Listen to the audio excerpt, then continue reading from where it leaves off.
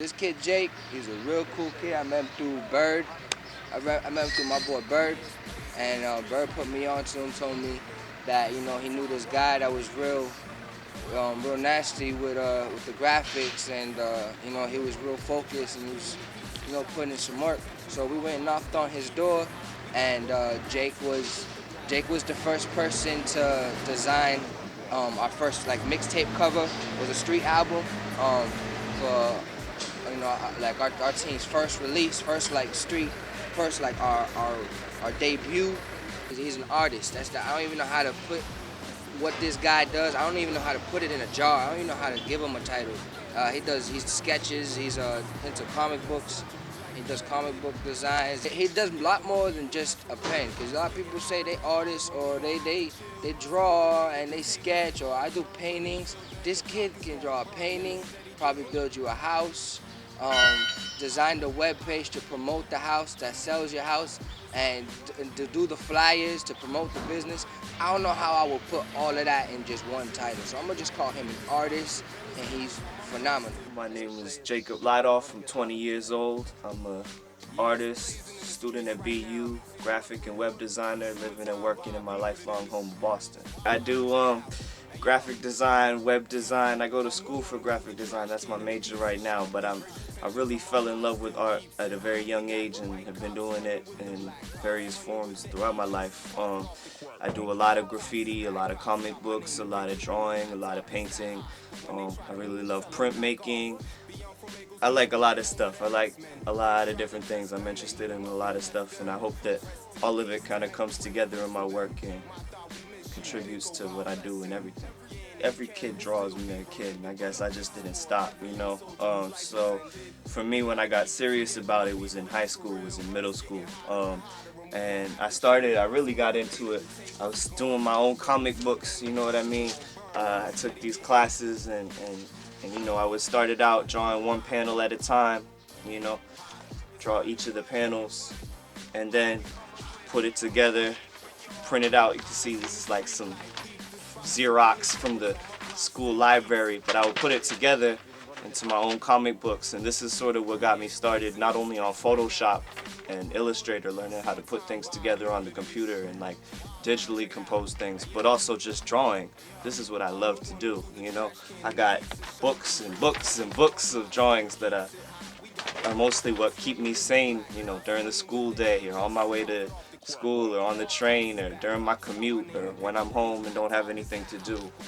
So drawing has always been a comfort for me, and something that I've enjoyed doing, and it just never really stopped. And as I got older, I began to take it more seriously and try to study it and try to go to school for it. Basically, when I started out, I'm a full-time student. My comic books, when I started trying to color my drawings on the computer using Photoshop, that's when I started to learn how to use some of these programs. And then, Photoshop is definitely a useful tool for coloring comic books, but it's useful for a whole lot of things. And so as I sort of got jumped into it that way, I ended up, started doing posters, flyers, CD covers, stuff like that for my friends and for, projects we were working on.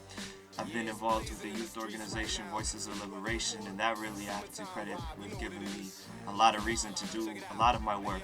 I never really started doing posters or stuff for promoting events or for outreach, anything like that, until my organization, we needed information for what we were trying to do. So really, all of my skills, I kind of discovered them as I needed to, as I took on more and more projects, making CD covers for my friend, making a flyer for the event we're trying to organize, making a newspaper for this group, making a poster series to raise consciousness around this issue. And so all of it kind of came together, and then as I found my skills, increasing in these areas just from practice and playing around with it, I realized there was more things that I could do with those mediums. And so I started to realize what applications Photoshop had for making websites. You can make graphics, you can make banners, you can make the parts that you need to make a website look pretty. And then I started learning Dreamweaver, and at first I didn't even know Dreamweaver. I didn't know any code, I didn't know anything about HTML, I was just kind of playing with the point and click buttons that they had. But as I went on and kept working with it and kept learning with it, you teach yourself the language, you learn the code, and it all kind of, you get used to it as you go. So most of my skills, I'm self-taught. I've been blessed to have a lot of people who have supported me. I've been blessed to have a lot of people who have mentored me and showed me things. And right now I'm really lucky to be going to school for what I love and taking classes, and basically I'm a full-time student of art, which is great. When I was in middle school, I applied to Boston Arts Academy, which is the art high school in Boston. And so that school I really wanted to go to because they had a visual arts program, and I was trying to get on board with that and actually go to high school for art. I got rejected, my work wasn't good enough, and so I ended up going to a school in the same building called Fenway High School, where there was absolutely no art program, and that kind of pushed me in a different way. I really wanted to go to BAA basically because the ideas has never been a problem, you know what I mean? I've always known what I've wanted to draw. I've always had things that I've wanted to draw. I've always had things that I've wanted to do.